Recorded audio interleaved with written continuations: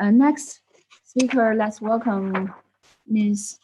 Gunela Astbrink, Vice President of Accessibility Special Interest Group of Internet Society. Her topic is older persons and ICT design. Ms. Astbrink, it's your floor. Please. Thank you very much. And I really appreciate being part of this workshop and the invitation to participate. And I'm very interested in learning about the developments in China to increase ICT accessibility for persons with disability and older people. And I certainly support many of the comments I have heard in relation to the UN Convention on the Rights of Persons with Disability, comments by Professor Khan from UNESCO, and I'm very interested in the work that is being done through CAICT. I look forward to hearing from Mr. Shiming and getting that translation, because the disability voice is so important, and that is the participation through the lived experience of disability and through older people to really learn about what is available. Will somebody be showing the slides? I'm not sure. In any case, I'd just like to explain about the Accessibility Special Interest Group of the Internet Society. The Internet Society is a global organization with hundreds of chapters from countries and cities across the world, and organizational members, and also special interest groups that are non-geographical, and that includes accessibility, gender, youth, and also particular groups like interplanetary, internet, food, etc. Our Accessibility SIG has promoted accessibility, and we run a number of webinars. For example, the latest one was on banking for persons with vision impairment.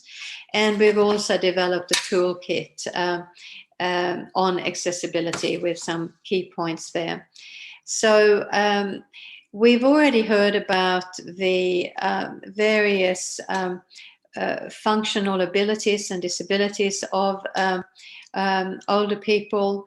And it's a diverse group of people, and any group is diverse, and some people have more mobility or less mobility, so we reflect the community as a whole, and I think that's important when we are looking at working with developers, designing particular systems that those products and services are useful and valuable for the people they are meant to serve.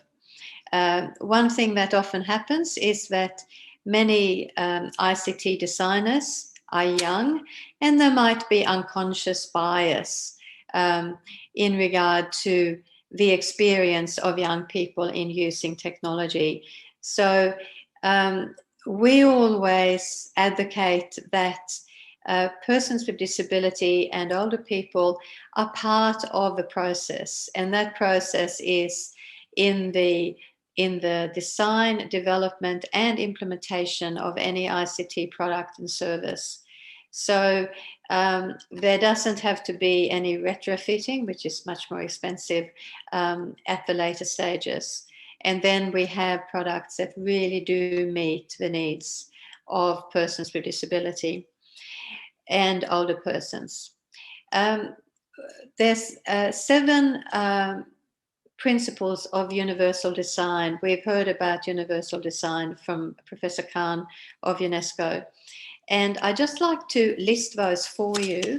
And they are equitable use, flexibility in use, simple and intuitive to use, perceptible information, tolerance for error, low physical effort, size and space for approach and use.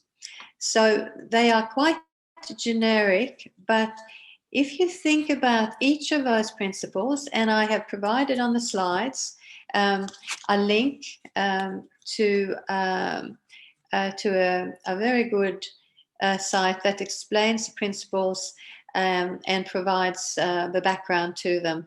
And if you consider some of those, equitable use, what that actually means, in that no matter what disability a person has and functional ability as an older person, that they in some way or another can use a particular device. It's great having devices specifically made and particular features for a person with a disability or an older person. But it's very important that general devices, smartphones, etc., can be used by as many people as possible. So we're not segregating people. We're not saying persons with disability and older people are over there.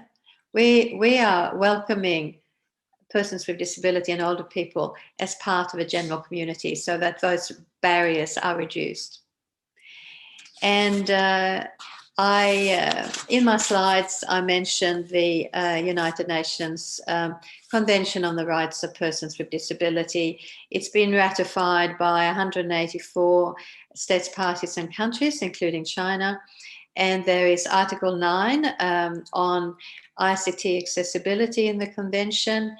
And many governments, as part of their obligations after ratifying and signing the convention, use web accessibility as an obligation for government websites, and encourages a range of commercial websites, non-profit websites, to also meet those guidelines. Because we're not just saying, okay, there's this particular set of websites. We're talking about that a person with a disability might want to go to any website and be able to access the information on that. That's very important. So in the interest of time, I'm going to finish and make just a few short points. That there's a need for inclusive community, regardless of age or disability. Accessibility is not an add-on feature. It should be integral to any ICT design. And so we really are moving from special solutions to inclusive solutions that can benefit everyone. And the internet is for everyone, which is the Internet Society motto. Thank you very much.